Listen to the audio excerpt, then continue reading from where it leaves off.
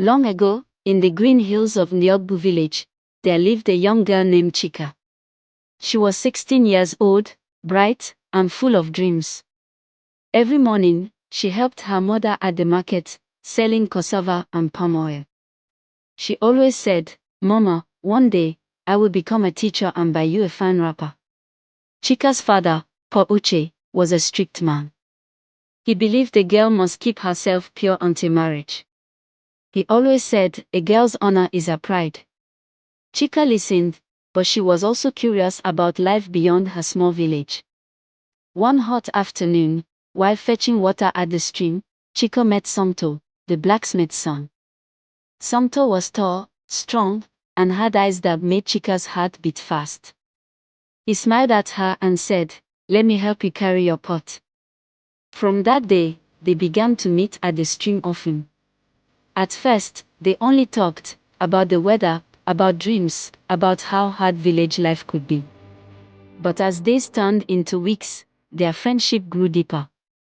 One night, during the New Yam festival, when drums beat loudly and the moon shone bright, Somto whispered, "Chika, I love you." Chika felt her heart melt. No boy had ever told her that before. She smiled shyly and said, "I love you too." They promised to keep their love secret because Chika's father would never allow her to be with Somto. He was poor and had not paid any bride price. Weeks passed, and Chika began to feel strange. She felt tired all the time. Her favorite foods made her sick. Her stomach began to swell slowly. One morning, while sweeping the compound, she stopped and touched her belly. Fear gripped her. Could it be? That night, Chika could not sleep. She thought of Somto, of her father, of what people would say. She whispered to herself, "What will I do now?" The next day, she went secretly to see Mama Ejima, the old midwife who knew about herbs and women's matters. Mama Ejima looked at Chika's face and nodded slowly. "My daughter," she said softly, "you are with child." Chika burst into tears. "No, Mama. My father will kill me.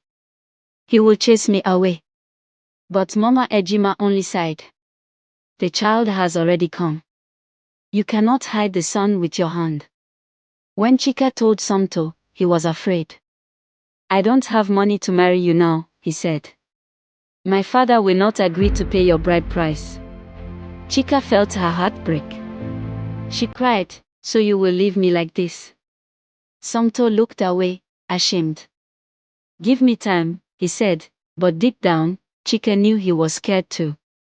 Months passed. Chika tried to hide her growing belly, wearing bigger wrappers and staying indoors. But soon, the village began to whisper. One afternoon, her mother, Mama Uche, walked into her room and saw her changing clothes. Her eyes widened in shock.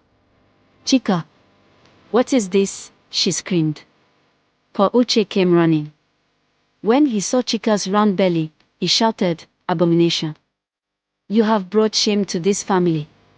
Chika fell to her knees, crying, "Papa, please, forgive me." But her father was too angry. "Leave my house tonight. I have no daughter like you."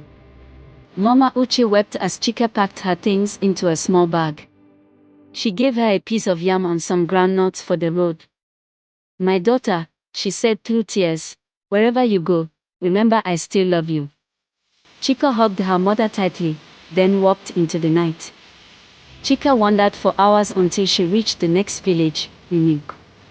There, she found an old abandoned hut near the stream. She cleaned it and began to live there. Every morning, she fetched water, picked fruits, and talked to her unborn baby. "My child," she would say, "you will grow strong.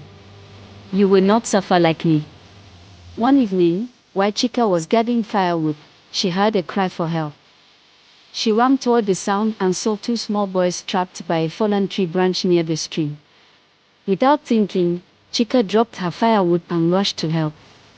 She pushed and pulled until the boys were free. The next morning, a tall man came to her hut with the two boys. "You saved my sons," he said. "I am Chief Yuzo, the Komwen Tapa."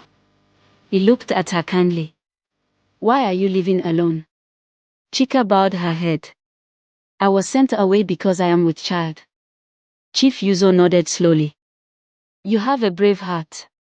Come stay with us. My wife and I will help you. Chika was surprised. She followed him to his big compound, where his wife, Ngozi, welcomed her warmly. For the first time in months, Chika slept peacefully. When Chika's time came, Mama Ngozi and Mama Ejima helped her give birth to a baby boy.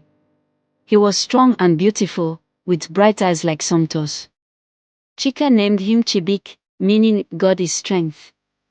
As she held him close, tears filled her eyes. My son, you are my second chance, she whispered. Back in Diogbu village, news of Chika's courage spread. Some people said she was cursed, but others said she was strong. Even Somto heard about the baby and began to regret his actions. One day, he walked all the way to Yumuk to find Chika. When Chika saw Somto, she was shocked. He knelt before her. Chika, I am sorry. I was foolish. I want to make things right. Let me take care of you and our son. Chika looked at him for a long time. Somto, she said, forgiveness is not easy. But for our child, I will try. Months later, with Chief Yuzo's help, Somto paid Chika's bride price properly. The village danced as they married under the big mango tree. Chika smiled as she watched little Chibik play with flowers. She had made mistakes, but she had also found courage, love, and hope again. From that day, Chika became a voice for young girls in her village, teaching them to be wise, to be careful, and to never lose faith in themselves.